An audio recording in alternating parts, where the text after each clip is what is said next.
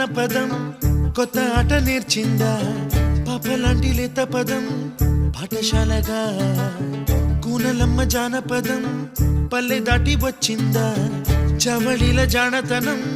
పాట చూపగా కుంచెలో దాగే చిత్రాలు ఎదురొచ్చేలా